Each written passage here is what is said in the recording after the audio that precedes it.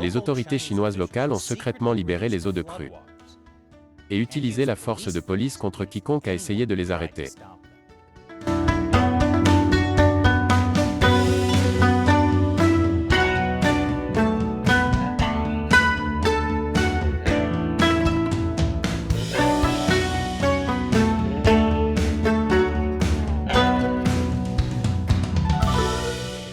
Bienvenue à Chine non censurée, je suis Chris Chappell. La Chine fait face à un problème d'inondation. Le mois dernier, nous avons assisté aux inondations dévastatrices dans la province chinoise du Henan, surtout dans la ville de Zhengzhou. Nous savons comment le gouvernement local a réagi.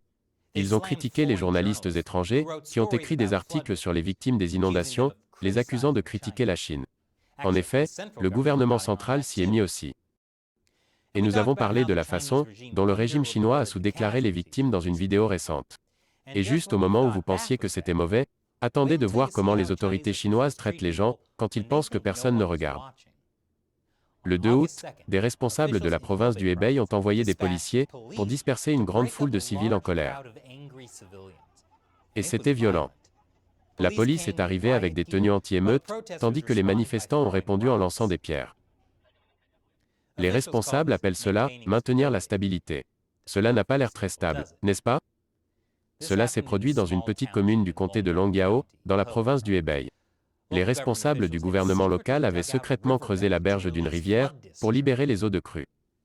Ils ont libéré l'eau sans avertir les gens en aval, inondant leurs maisons et leurs terres. Et après que les habitants aient découvert ce que faisaient les autorités, ils sont venus protester, ce qui a conduit à cet affrontement. D'après le peu d'informations disponibles, il n'est pas clair pourquoi les autorités locales essayaient de libérer les eaux de crue dans cette ville. Il se pourrait qu'ils essayaient d'atténuer la pression due aux inondations. Mais par le passé, les autorités chinoises ont libéré les eaux de crue dans les zones rurales les plus pauvres, pour éviter les inondations dans les villes. Mais les pauvres doivent alors en payer le prix. Les vidéos de cette manifestation sont difficiles à trouver à l'intérieur de la Chine, dont Internet est lourdement censuré. Les censeurs ne veulent pas que les gens aient l'idée que les fonctionnaires chinois sont les méchants. Et ils ne veulent surtout pas de vidéos de personnes qui se battent contre la police. Mais cette vidéo a fait son chemin vers Twitter, pour les personnes vivant en dehors de la Chine. Cet utilisateur de Twitter dit « Libérer les eaux de crue n'est pas le problème. Le problème est que le Parti communiste le fait secrètement, et ils ne veulent tout simplement pas que les gens le sachent. Cela nuit délibérément à la population. Le Parti communiste est tellement contre la transparence, que les gens perdent naturellement toute confiance. Si les gens perdent confiance, c'est un grave problème pour le Parti communiste. Heureusement, le Parti communiste sait comment instaurer la confiance. Plus de brutalité policière. Dans d'autres villages menacés d'inondation, les représentants du gouvernement peuvent avoir secrètement engagé des voyous, pour détruire les barrages contre les inondations que les villageois ont construits. Lors des inondations dans le comté de Xinjiang dans la province du Henan, les civils ont travaillé ensemble pour construire des barrages le long de la rivière Mengjiangnu. Mais apparemment, ce n'était pas OK. Hier, nous avons essayé de construire nos propres barrages contre les inondations, à l'aide de sacs de sable. Qui savait qu'à 4 heures du matin, certains villageois se faufileraient dehors en douce, et les enlèveraient. Heureusement, certains civils avaient effectué une patrouille de nuit, et pris le coupable en flagrant délit. Cette vidéo montre la patrouille de nuit interrogeant le coupable, qui admet qu'il a été embauché pour supprimer tout obstacle aux eaux de crue. Le coupable prétend qu'il a été embauché pour démanteler les barrages, mais qu'il ne dirait pas qu'il a embauché. Étaient-ce les autorités locales? Il n'y a aucun moyen de savoir avec certitude. Mais le lendemain matin, des parties de la berge ont été laissées grandes ouvertes, à côté d'une excavatrice abandonnée. Eh bien, ce n'est pas suspect du tout. Mais comme nous l'avons vu, à maintes reprises, le Parti communiste chinois n'a aucun problème à sacrifier la vie de citoyens chinois ordinaires, quand c'est pour le plus grand bien. Le plus grand bien étant le contrôle total du parti. Et maintenant, il est temps pour moi de répondre à une question de l'un d'entre vous, un fan qui soutient Chine non censurée en contribuant via le site de financement participatif Patreon. Chris Frampton demande, est-ce que tous les barrages ne sont que des barrages?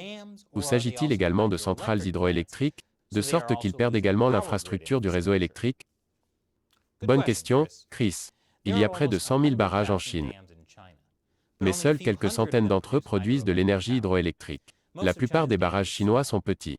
La Chine utilise des barrages depuis des milliers d'années, pour l'agriculture et pour prévenir les inondations. Mais depuis l'ère Mao, Il y a eu une mentalité de modifier l'environnement naturel pour le bien des méga-projets, sans tenir compte de l'environnement naturel. Pas seulement en construisant des projets hydroélectriques géants comme le barrage des Trois Gorges, mais aussi des choses comme leur projet qui consiste à aplatir 700 montagnes près de Lanzo, et leur canal géant, appelé le projet d'eau Sud-Nord. Tout est une question de développement, mais leurs projets finissent souvent par faire plus de mal que de bien. Les inondations ne vont pas couper le courant en Chine.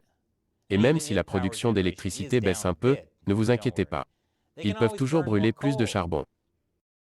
Merci pour votre question, Chris. Et aussi un grand merci à tous ceux qui soutiennent Chine non censurée sur Patreon.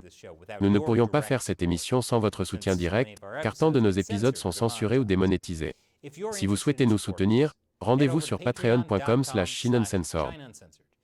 Vous obtiendrez un tas d'avantages sympathiques, y compris la chance de me faire répondre à votre question dans l'émission. Encore une fois, je suis Chris Chappell, à la prochaine fois.